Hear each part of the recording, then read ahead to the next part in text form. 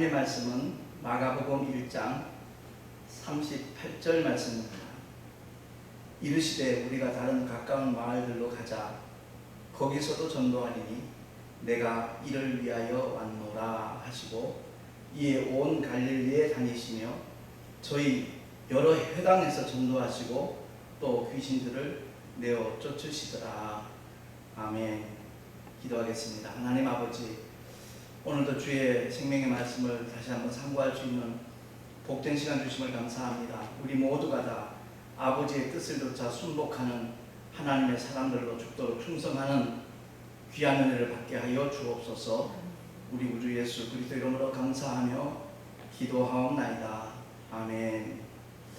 주님의 3대 사역 다들 잘 아시죠? 하나님 말씀을 가르치시고 병든 자를 치유하시고 천국 복음을 전파하시는 사역입니다. 한마디로 말하면 전도하는 것이죠. 영혼 구원을 위해서 주님께서는 병든 자들을 고치셨고 또한 하나님의 진리의 말씀, 생명의 말씀들을 가르치셨고 뿐만 아니라 천국 복음을 전파하시면서 두루 다니셨습니다.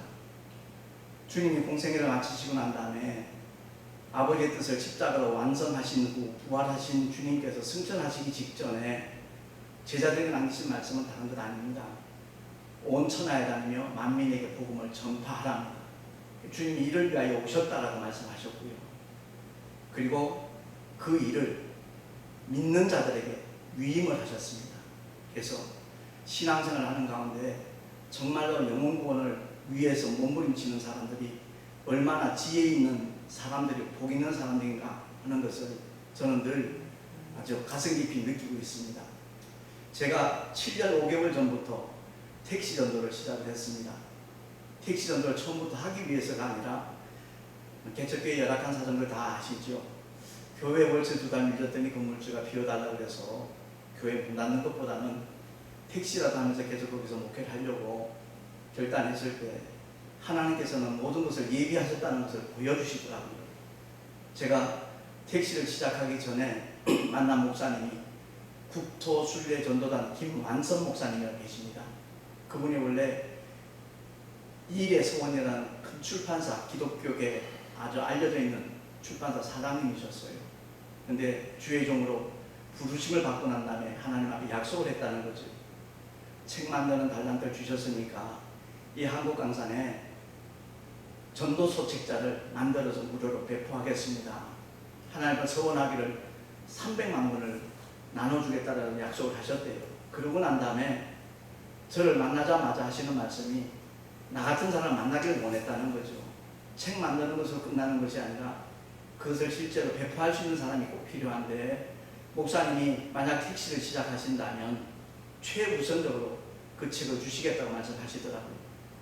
제가 솔직히 교회 월세만을 마련하기 위해서 택시 운전석에 앉는 것은 제 영적 자존심이 허락지 않더라고요. 근데 복음 전파를 위해서 얼마든지 새로운 패러다임이 될 수 있겠다는 생각이 딱 드니까 주저하지 않았습니다. 망설임 없이 택시 운전석에 앉게 되었는데 7년 5개월 동안 계속해서 택시 전도를 하게 될 것은 저는 사실 예상 못했었습니다.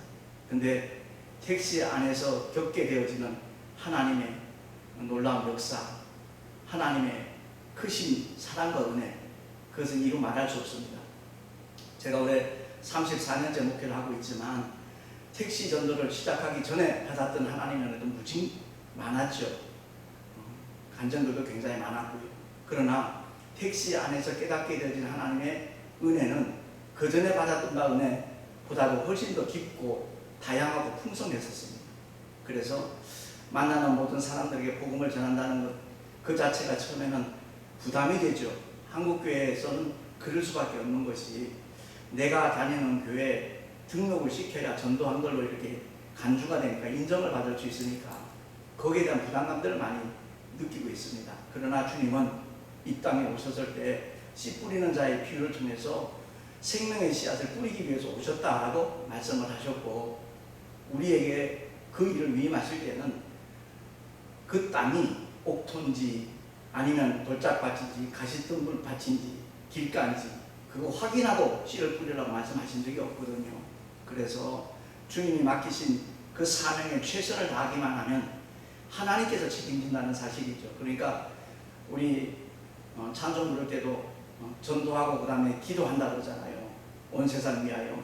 복음을 전하고 난 다음에 우리는 기도하는 그 자세를 흐트러치지 않는다면 우리 하나님께서 반드시 싹이 나게 하시고 분명히 아름다운 열매를 맺도록 역사하실 것을 저는 확실히 믿습니다.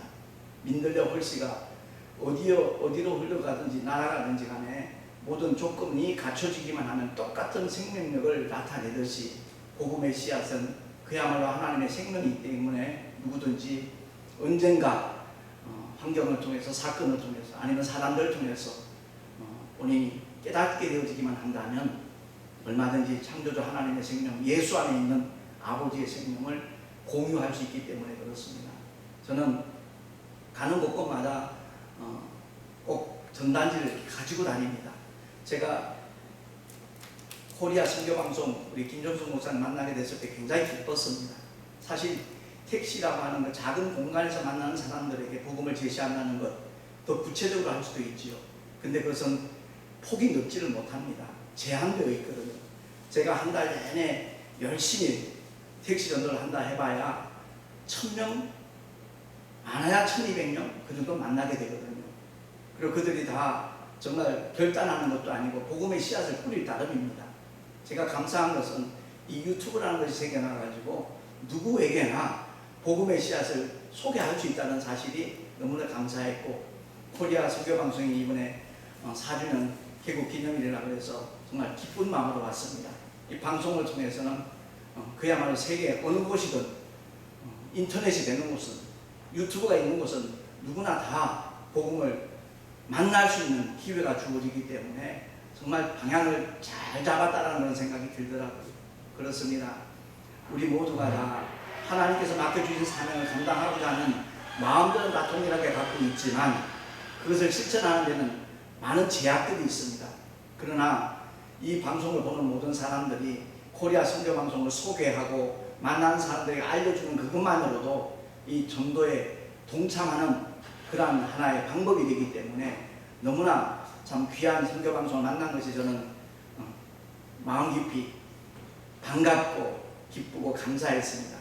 제가 오늘 이 말씀을 통해서 꼭 기억해야 될 것은 정말 우리 모두가 다 마찬가지지만 주님이 전도가 목적이라고 말씀을 하셨고 그 일을 우리에게 맡기셨거든요. 그러니까 그 일을 얼마만큼 잘 감당하느냐, 거기에 따라서 우리가 누리게 될 분깃이 결정되어진다는 것을 기억을 하고, 세상 사람은 시상 낙원을 꿈꿉니다. 그러나 분명히 가능합니다. 세상에 소망 없습니다. 오직 예수 그리스도만이 우리의 영원한 소망이고 부활의 산소망까지 허락하신 주님이 그야말로 우리 모두의 창조주시고 우리의 구주가 되신다는 것을 기억을 하고, 그런 2000년 전에는 그야말로 우리를 구원하시기 위하여 세상 죄를 지고 가는 하나님의 어린 양으로 이 땅에 오셨지만 다시 오실 주님은 그렇지 않습니다. 가장 두려운 심판주로 오실 것입니다.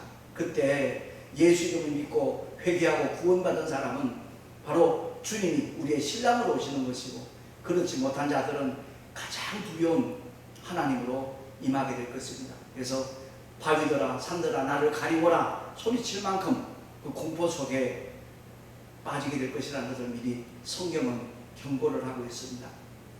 바라기는 우리 모두가 다 나를 향하신 하나님의 사랑으로 끝내지 말고 나를 통하여 하나님의 사랑이 이웃에게 나누어지고 전달될 수 있도록 최선을 다하는 그 일에 정말 함께 기도로 중보하면서 동참하는 하나님의 사람들이 되시기를 예수 이름으로 축원합니다. 감사합니다.